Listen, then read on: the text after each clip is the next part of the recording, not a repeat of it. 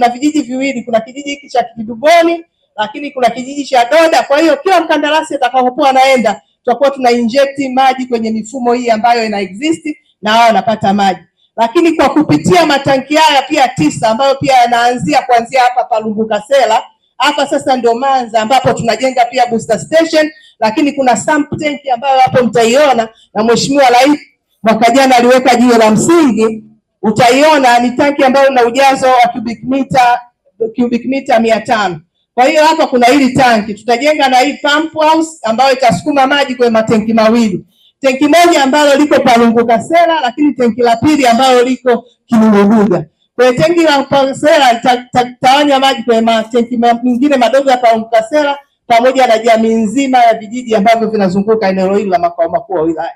Baada ya hapo maji yatafika kwenye kijiji hiki cha Kinuruduga ambapo pia kuna tenki kubwa la cubic mita 500, nayo tutasambaza maji kupitia vijiji vyote unavyoviona. Itaenda Kinuruduga, kuna tenki lina exist, lakini pia tutapeleka maji Zimbabwe, pia tutapeleka tenki la maji la Vuo, lakini na matenki mengine yote mpaka tutakapofika mwisho kabisa mradi huu ambapo kutakuwa ni Holoholo mpakani, ambapo unaona mheshimiwa ni hapa, tutakuwa tumefika mpakani kati yetu na Kenya.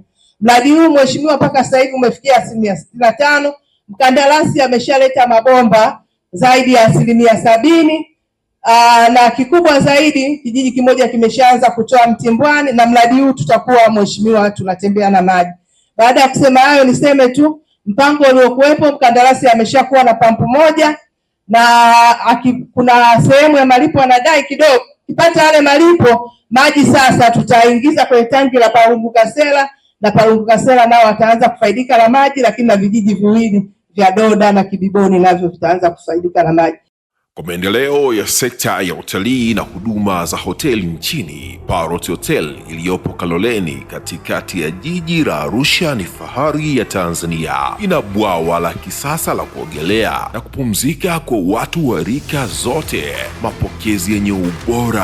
Hapa utapata kahawa safi na vinywaji baridi vya kila aina, lifti za kisasa za kupeleka kwenye floor 13 zenye vyumba zaidi ya 100, vyumba vya kulala vyenye mazingira salama na tulivu, vyenye joto la upendo na baridi ya starehe, kumbi za mikutano zenye vifaa vya kisasa, mazungumzo ya kitaifa na kimataifa, sehemu nadhifu ya chakula yenye kuleta hamu, vyakula vyenye viwango vya ubora wa afya. Baada ya uchovu wa kutwa nzima, kuna baa ya kipekee kwa jioni yako ya kukumbukwa. Karibu Parrot Hotel kuonja ladha mpya ya maisha.